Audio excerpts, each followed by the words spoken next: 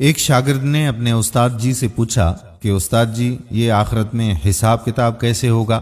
استاد نے ذرا سا توقف کیا اور پھر اپنی جگہ سے اٹھے اور سارے شاگردوں میں کچھ پیسے بانٹ دیے۔ انہوں نے پہلے لڑکے کو 100 روپے، دوسرے کو 75، تیسرے کو 60، چوتھے کو 50، پانچویں کو 25، چھٹے کو 10، ساتویں کو 5، اور جس لڑکے نے یہ سوال کیا تھا اسے فقط استاد جی نے 1 ہی روپیہ دیا۔ شاگرد بلا شبہ استاد کی اس حرکت پر دل گرفتہ ہوا اور ملعول تھا۔ اسے اپنی توہین محسوس ہو رہی تھی کہ استاد نے آخر اسے سب سے کم تر اور کم مستحق کیوں کر جانا۔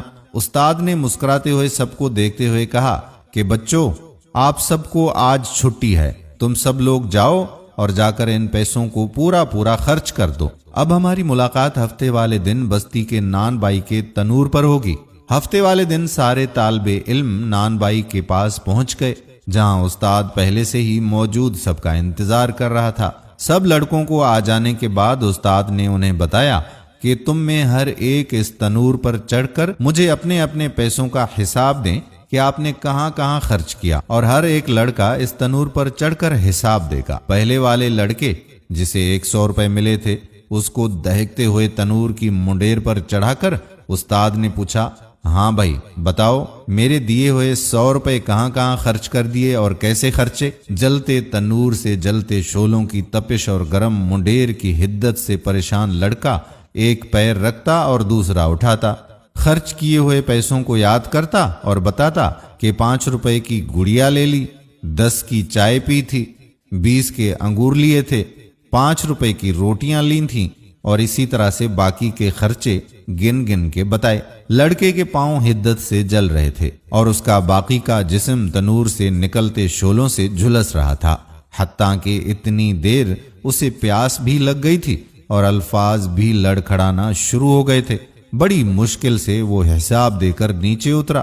اس کے بعد دوسرا لڑکا، پھر تیسرا، اور پھر اسی طرح سے باقی لڑکے، حتیٰ کہ اس لڑکے کی بھی باری آن پہنچی جسے استاد جی نے صرف 1 روپیہ ہی دیا تھا۔ استاد نے اسے بھی کہا کہ تم بھی تنور پر چڑھ کر جاؤ اور اپنا حساب دو۔ لڑکا جلدی سے تنور پر چڑھا، بغیر کسی توقف کے بولا کہ میں نے آپ کے دیے ہوئے 1 روپے سے گھر کے لیے دھنیا کی گڈی خریدی تھی، اور ساتھ ہی مسکراتا ہوا وہ نیچے اتر کر استاد کے سامنے جا کر کھڑا ہو گیا، جبکہ باقی کے لڑکے ابھی تک نڈھال بیٹھے اپنے پیروں پر پانی ڈال کر ٹھنڈا کرنے میں مصروف تھے۔ استاد نے سب لڑکوں کو متوجہ کر کے اس لڑکے کو خاص طور پر سناتے ہوئے کہا کہ بچوں، یہ قیامت والے دن کے حساب کتاب کا ایک چھوٹا سا منظرنامہ تھا۔ ہر انسان اس کو جس قدر بھی عطا کیا گیا ہے اس سے برابر حساب ہوگا۔ لڑکے نے استاد کو محبت سے دیکھتے ہوئے کہا کہ آپ نے جتنا کم مجھے دیا اس پر مجھے رشک اور آپ کی عطا پر پیار آ رہا ہے، تاہم اللہ تبارک و تعالیٰ کی مثال تو بہت اعلیٰ و عرفہ ہے۔ اللہ تبارک و تعالیٰ ہمیں اپنے حساب کی شدت سے بچائے اور ہمارے ساتھ معافی اور درگزر والا معاملہ فرمائے۔ دوستو، آپ کے پاس جتنا کم ہے تو یہ ہرگز نہ سمجھیں کہ میرے ساتھ اللہ پاک راضی نہیں ہے اس لیے مجھے کم عطا کیا ہے۔ کم پر راضی رہنا سیکھیے، کیونکہ حساب کتاب کی سختی سہنے میں ہم بہت کمزور ہیں۔ اللہ تبارک و تعالی ہمارے ساتھ احسان کا معاملہ فرمائے۔ دوستو، اگر ویڈیو پسند آئی ہو تو یہ پیغام دوسرے لوگوں تک بھی پہنچا دیں۔ اس ویڈیو کو زیادہ سے زیادہ شیئر